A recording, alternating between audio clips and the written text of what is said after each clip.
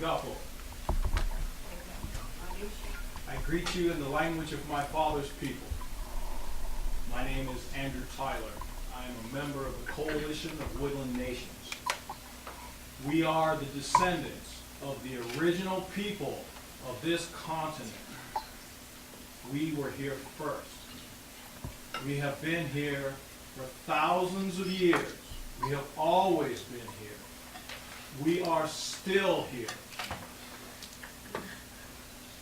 500 years ago, my ancestors watched as the first bull people, the first undocumented aliens, the settlers, the colonists, the invaders, arrived in our lands in their wooden boats from a faraway place. They were armed with the doctrine of discovery. They looked upon our homes and claimed eminent domain. And they began to take and take and take. When they were starving, we gave them food. They gave us smallpox and alcohol.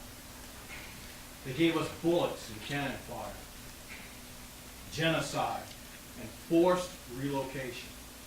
They took our children and put them in boarding schools. They gave us 500 plus years of colonization. But despite their best efforts to eradicate us, we are still here.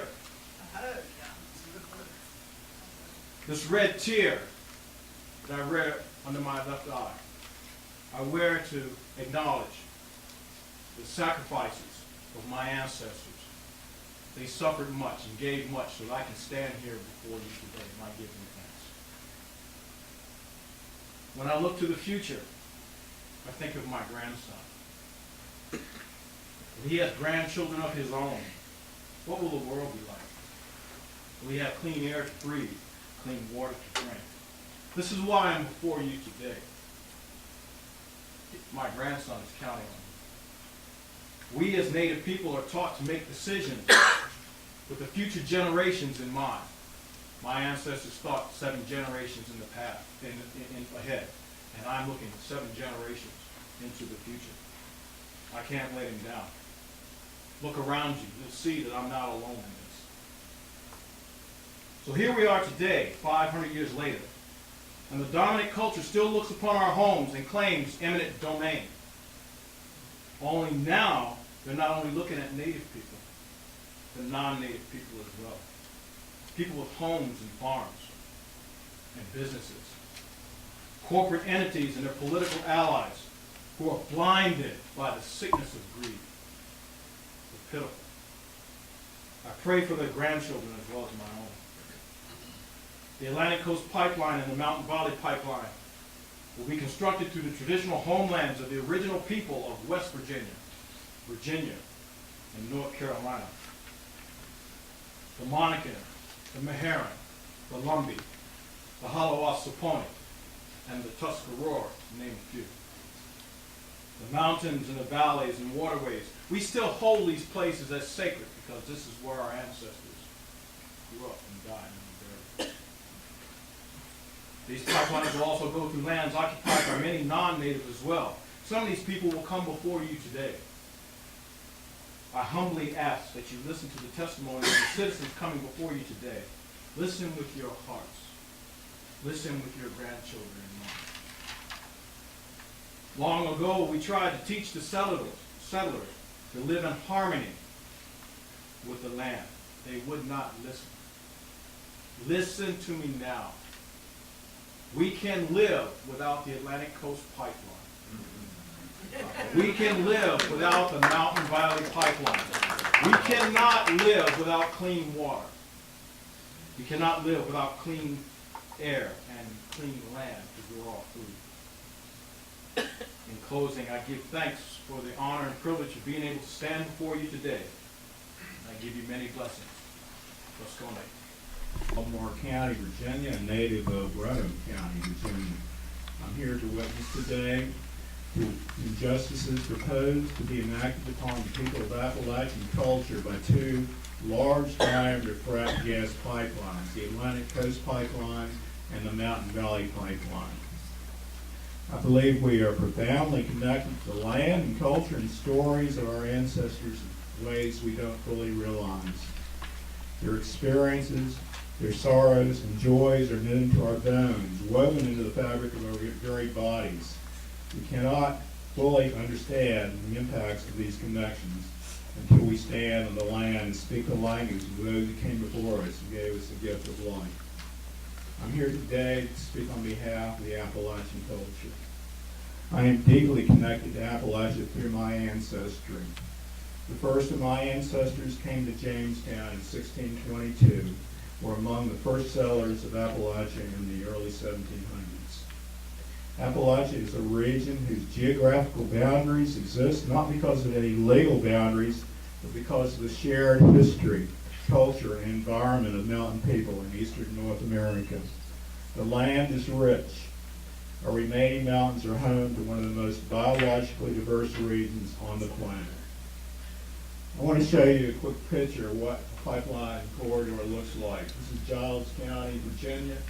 This pipeline is a 12-inch pipeline built several years ago. That's just an outline of a smaller pipe to give you an idea of the magnitude. The Appalachian region, whilst abundant in natural resources and rich in potential, lags behind the rest of the nation. Its people have not shared in the nation's prosperity. Appalachia has long struggled and been associated with poverty. There's a pervasive sense in Appalachian communities that the region is considered a national sacrifice zone for corporate interest. Logging and big coal have plundered thousands of acres of land, ripped the tops off of hundreds of mountains, extracted the land's wealth, poisoned its streams and rivers, and left the people destitute. This is Benton Mountain, Brenham County. I grew up just across the valley. You can see all the towers and the overhead wires, the transmission lines that run through our mountains already. This is what we looked at every day when I woke up in the mornings. Now we have two proposed frac gas pipelines that would cross our mountains, streams, forests, and rural Appalachian communities.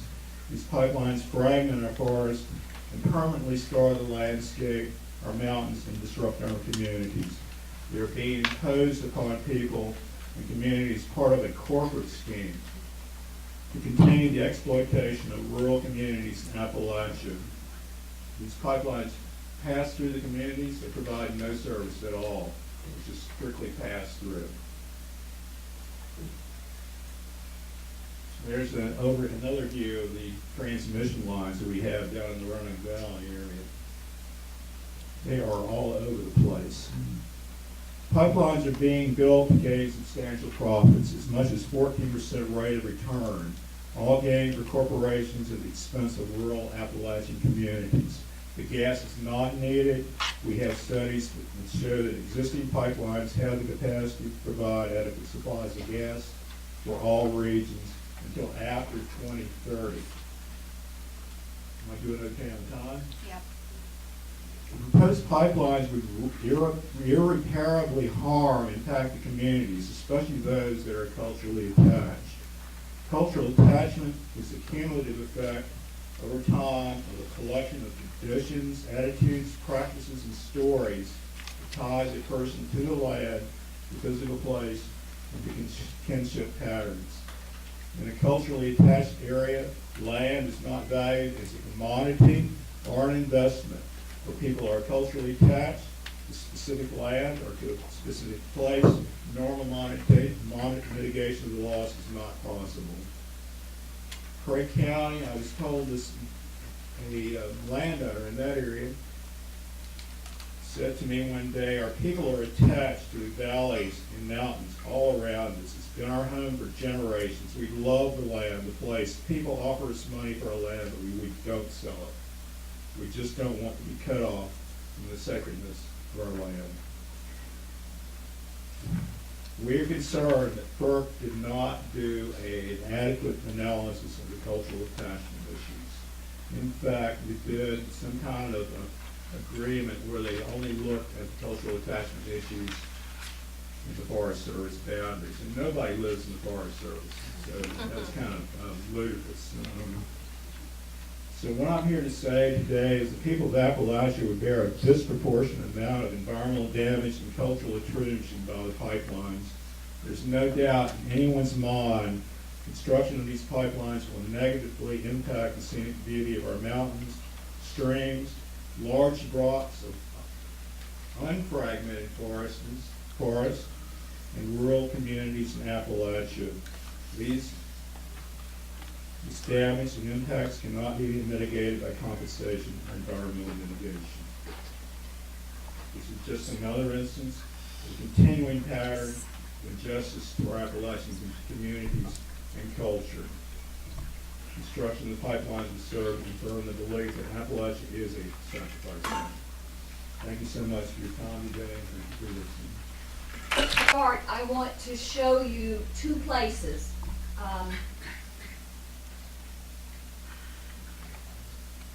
Buckingham County, in the geographic center of the state, is where my family has lived for generations, for well over 100 years.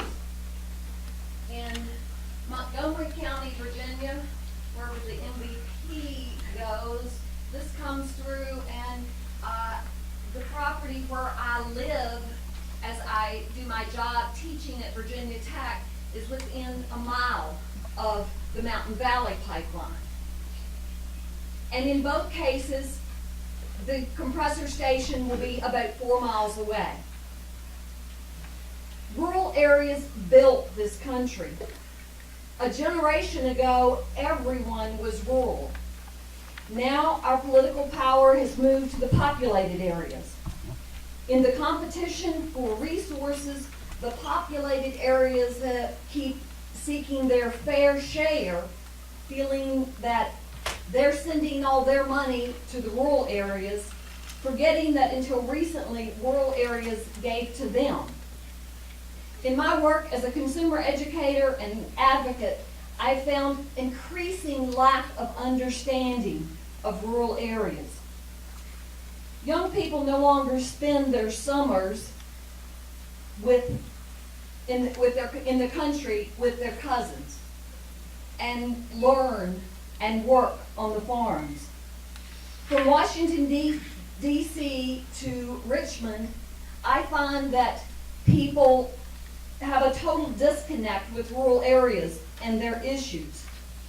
I've been told with disgust, we send welfare to the rural parts because they don't have the gumption to get up and move to where they could earn a decent living. They seem to think that all we do is sit on the front porch and rock. They talk about our empty roads, not realizing that they're crumbling, that they're not available where they're needed, that they're not built for the traffic that they're handling, and they certainly haven't driven on I-81 with trucks. As I've worked on behalf of consumers with the Virginia Citizens Consumer Council, particularly on utility issues like electricity, cable, and telephone, I found an unwillingness to invest in rural areas that's becoming stronger every day. Efforts for broadband have led them to say, technology will improve someday and it'll get to you.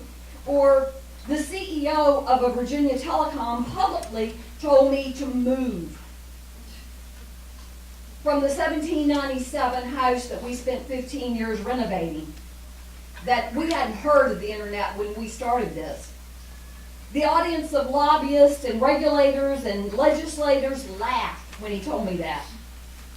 I said, what if, society needs some things from rural areas? What are we going to do about that? His answer, if we need that, then we will pay them welfare to live there. That's not acceptable in my book. Many consider Charlottesville and Lynchburg west, or Roanoke at the very furthest, and they don't realize that it's 4 hours more to the tip of Lee County. I've been there, worked in that area. But when it comes to the negative externalities, they're very glad to put their garbage and stinky farms, that's what they think of our farms, and their other facilities in rural areas. I found that many of the urban people don't value the same things that rural people do. They don't understand that our land is a part of who we are. They move frequently and don't establish the same ties to the land that we do, or the same commitment. They get the easy image from the PR folks putting out that it's really okay to insert the pipelines and you won't know they're there. But they're ignoring what's really happening. People live in rural areas for quiet, to see the stars, to have clean air and water. We accept not having a grocery store on the corner in order to do that. I've been told in this process, well, my air is so clean at my farm in Buckingham that my animals and I can afford to accept a whole lot more pollution and not be harmed. And I should accept that without question and get nothing for it. Rural people have worked for generations to build what we have. In my case, I grew up with the responsibility to care for the farm that my family was developing, to care for it and pass it to the next generation in as good or better condition. With a pipeline coming through the middle of it, I failed. My great-grandfather moved to the farm away from the family homestead that was the next farm over around 1900. Bought a house that was built in 1804. I was to retire there. And I'm the third generation since him. Grandfather died young, and so my grandmother rode side saddle to run the farm before she had the right to vote. She was the first woman to serve on Buckingham's school board. The second woman to ever serve on Buckingham School Board was my mother, appointed in 1976. We have nurtured the farm, we've expanded it, bought more land. I never expected that the challenge that I would have to keeping the promises that I've made to my family to take care of our land would come from another business. I never thought that I would have dangerous infrastructure that I had to worry about every day. They have no consideration for our need to drive around our pastures daily to check on our cattle. We have registered cattle. We need to check the fences. They have no understanding of the curiosity of cattle, who I will guarantee you will destroy the markers that they think they can put through the middle of the field. They assure me that it's going to be safe. When we started this, they told me that they were going to use broadband fiber along the entire pipeline to keep track of it 24/7 in the most sophisticated way that had ever been done. Guess what? No. They ditched it. They're going back to last century technology. And in this industry, they have a big record of once something's built, if the rules change, they don't require that they go back and update the people, the things that were already in place. Everything that they do is risk-based today. And they're looking at their risk and what their costs are. They don't put our cost into the equation. The Pipeline and Hazardous Materials Safety Administration, or PHMSA, has never been funded like it should. The industry has set things up to avoid collecting data that we could use to prove that there are problems. In fact, the National Transportation Safety Board found that many of the types of data that are required are not even being collected. Congress told them to emphasize the high consequence areas, and that means the populated areas, and usually ones that have, at least 5 stories and so forth. The low areas, like where we live, don't have the same level of safety. They're sacrificing the rural areas, stripping us of our wealth, doing a cost benefit that ignores us, sacrificing us. In Buckingham, that compressor station, it's going to be put at the crossing of this pipeline and the Transco line that's been there for 50 years. They're going to put pressure on Transco that hadn't been there before. That will reveal defects that weren't there before. Another sign of sacrifice.